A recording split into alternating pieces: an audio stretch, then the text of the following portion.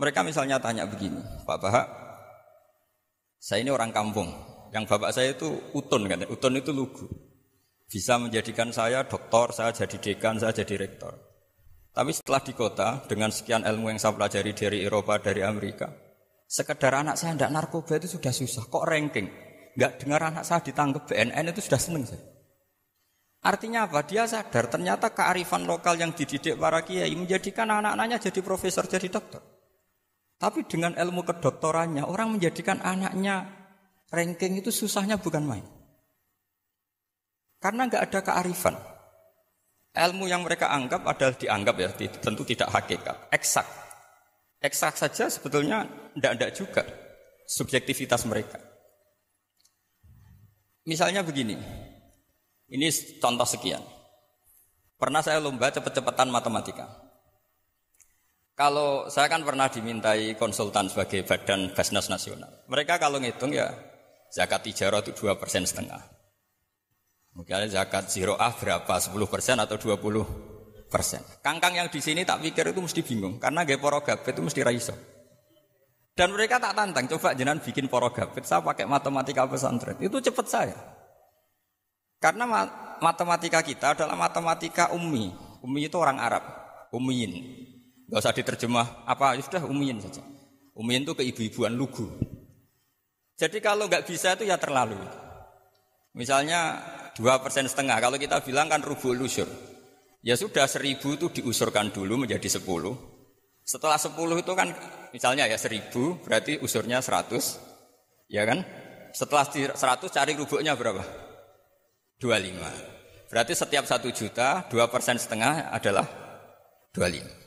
Mereka masih garap poro gabet, saya sudah cepat 1.000 usurnya 100, rubu'nya 25. Namanya rubu'ul usyur. Begitu juga misalnya kita punya aset 100, nisful usur, usurnya 10, nisfunya berarti 5.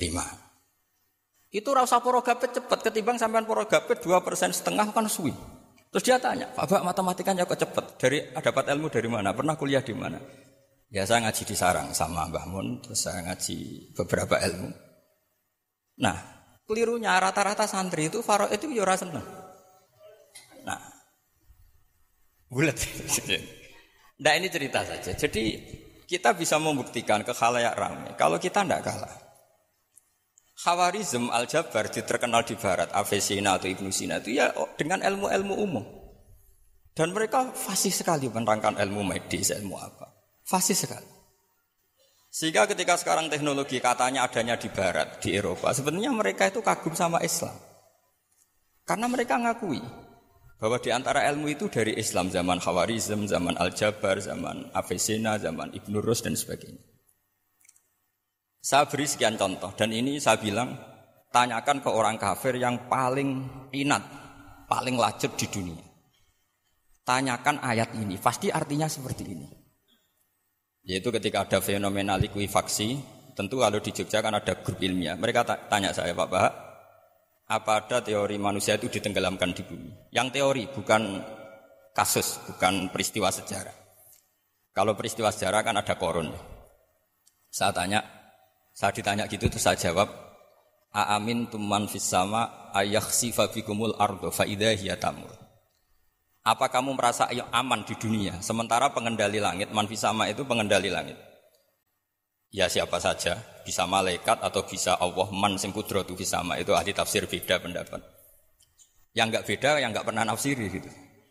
Jadi yang enggak beda karena enggak pernah nafsiri. Ayakhsifa bikumul ardo, bahwa bumi ini bisa ditenggelamkan. Fa idza hiya tamur, ya memang bumi itu bisa melemeh, bisa meleleh. Terus saya memberi sekian argumentasi.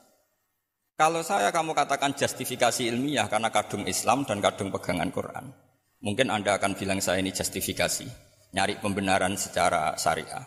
Tanyakan ke ahli lughat yang non-muslim, maknanya ayat itu tetap seperti itu. Begitu juga misalnya ayat wal ardi dzatis sadr, dan bumi yang berkarakter bisa retak, sodkon itu retak. Dulu kita hanya punya contoh, misalnya biji-bijian jagung yang lembek, yang lemah. Dan bumi yang keras, atau ketela, atau bengkoang itu. Ternyata dengan segala kelemahan ini, biji-bijian ini bisa merekah dan buminya yang ngalah memberi ruang. Dulu ulama hanya nyontohkan tadi. Misalnya kalkhinto apa saja yang bisa bumi mengalah dengan proses tumbuhnya tanam. Tapi itu kan qaulul mufassir. Kenangan saya ngaji Yai, makanya saya bangga sekali sebagai murid beliau. Saya memberi gelar beliau Al-Faqih Al-Mufassir. Faqih betul karena beliau putra Abu Zubair yang ma'ruf bil fiqhi. Dan Al-Mufassir beliau itu murid Said Alawi yang ngarang takriran Faidul Khabir itu dengan Habib Muhsin Al-Musawa itu. Ini penting, sanad kita ini penting dan kita insya Allah sebagai murid tidak akan merusak sanad itu. Dan yang merusak sanad itu gurunya alim, baik guru alim terus kita bodoh itu merusak sanad itu. Saya masih ingat didawi Mbah Mun. Wong jagoan rusak sanad. Dhisik Ibnu Hajar Al-Asqalani ngalim-ngalimi wong di murid Zakaria Al-Ansori. Beliau di murid Ibnu Hajar itu. Terus di murid Fathul Mu'in. Dadi kiai nek ora di murid ngalim ku yo isin hak katanya. Nah, kita berlomba-lomba supaya gak ngisin-ngisinin apa? Kiai. Ya ini kan kompetisi. Kalau gak kasih alim ya ngaku alim saja lah supaya ya enggak apa-apa. Artinya ya cukup lah kalau di daerah masing-masing kan. Saya pernah sama satu temen itu, Gus kula wis ngalim kok iso. Kula niku tiyang Sragen. Urip kula teng kaki Joko Samudra. Jadi kok kula ngeten iki pun alim. Ketika dia nakal dan pengurus nyurati orang tuanya, memberitahu kalau anaknya nakal, dia tenang saja. Tak tanya, "Kenapa kamu tenang?" "Bapakku buta huruf." Jadi pengurus nyurati itu ya tenang saja dia, karena dia tahu orang tuanya itu buta huruf. Kok nikmat urip kok kowe nggih, saya nak jer. Ya tapi insyaallah barokatuh Syekhina semua itu tetap berkah. Karena itu awal hidayat di daerah masing-masing. Itu tidak perlu alim, sudah hebat itu.